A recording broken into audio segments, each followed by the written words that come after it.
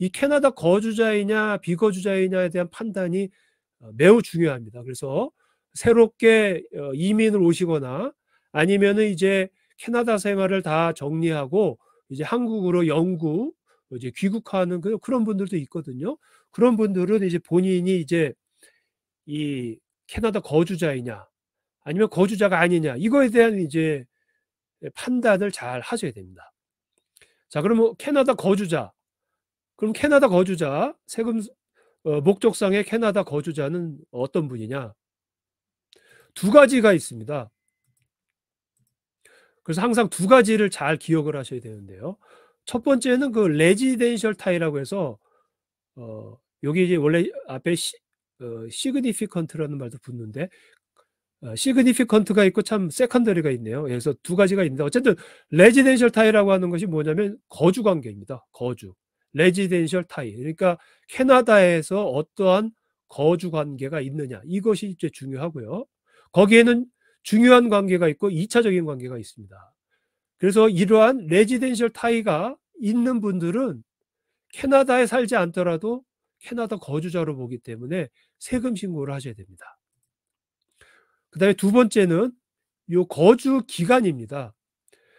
거주 기간이 이제 183일인데요. 183일은 이제 365일 기준으로 보면 딱 그 6개월을 초과하는 기간이죠. 그래서 6개월을 초과하는 기간을 캐나다에 체류 중에 있으시면 위에서 말한 이런 거주 관계가 없어도 거주자로 간주합니다. 그래서 이제 영어로 이제 deemed resident라고 하는데요.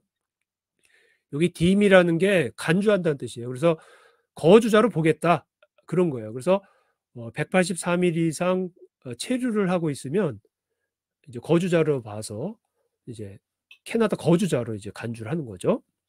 그러면 이제 이것이 이제 어떻게 보면 합집합 같은 겁니다. 교집합이 아니라 합집합이에요. 그러니까 두 개를 다 만족해도 되고 하나만 만족해도 캐나다 거주자로 보는 거예요. 그러니까 레지덴셜 타이가 있으면 캐나다에 안 살아도 캐나다 거주자가 되는 거예요.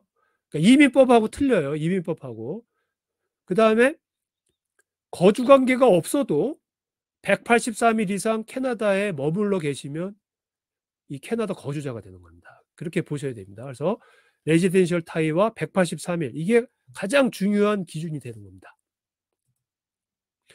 그 다음에 이제 경우에 따라서 이제 파트타임 레지던트라고 해서 어떤 분이냐면 이제 캐나다에 이제 이민 오신 분, 그럼 입국하면은 이제 그때부터 거주자가 되거든요.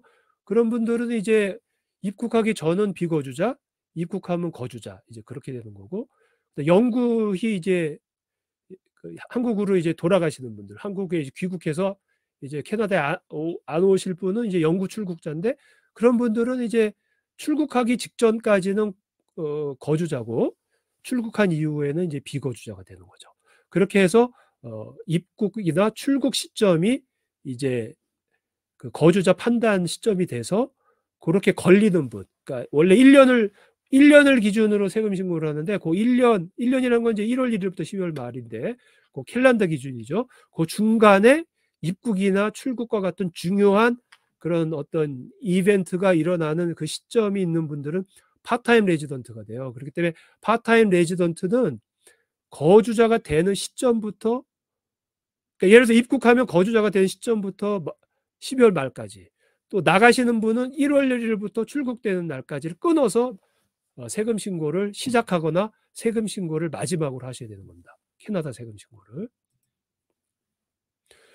그 다음에 이제 난 레지던트는 이제 이런 거주자가 아닌 분은 다 난 레지던트죠. 그래서 이 캐나다하고 이제 세금하고 무관하신 분들이죠. 그렇지만 이제 비거주자라 하더라도 혹시나 이제 캐나다에서 소득이 발생했다 그러면 세금 신고를 하셔야 돼요. 그 부분은. 그러니까 이 거주자하고 비거주자가 세금을 신고하느냐 안 신고하느냐의 그런 기준이 아닙니다. 그것도 중요한데 거주자냐 비거주자는 세금 신고하느냐 안 하느냐를 가르는 것이 아니고 그 세금 신고하는 범위를 결정하는 거예요. 그래서 거주자는 소위 전세계 소득이라고 해서, 그러면 전세계 소득이면 캐나다 소득, 한국 소득, 뭐 미국 소득 다 신고하는 거죠, 본인 입장에서. 그래서 전 세계 월드와이드 인컴을 신고하는 것이 캐나다 거주자고, 비거주자는 원칙적으로 세금 신고가 의무가 없는데 캐나다에서 혹시 발생한 소득이 있다, 그러면 캐나다 소득만 대해서는 과세가 돼요. 그러니까 만약에 신고 의무가 있으면 신고를 하고, 그냥 분리과세라고 해서 그냥 뭐 금융기관이라든지 그 소득을 지급하는 자가 원천 징수를 하거나 해서 종료되는 것도 있거든요. 어쨌든 캐나다 소득에서 발생하는 것은 신고를 세금을 내셔야 돼요. 그래서 세금을 내는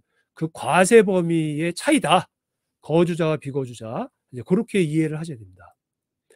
그다음에 이제 간주 비거주자가 있어요. 그러니까 어떻게 보면은 거주자 같은데 그 비거주자로 아예 간주해 버리는 경우가 있는데, 이걸 deemed non-resident라고 하는데, 요거는 이제 조세 협약에 따라서 따라 가지고 양쪽 다 거주자로 판정을 할 수 있지만, 조세 협약에 의해서 교통 정리를 해 가지고 한쪽만 이제 보는 거죠. 그래서 예를 들어서 뭐 기러기 아빠인데 처음에 뭐 영주권을 갖고 있다가 나중에 다 포기하고, 영주권 포기하고 이제 캐나다를 떠나서 한국에 살고 있다.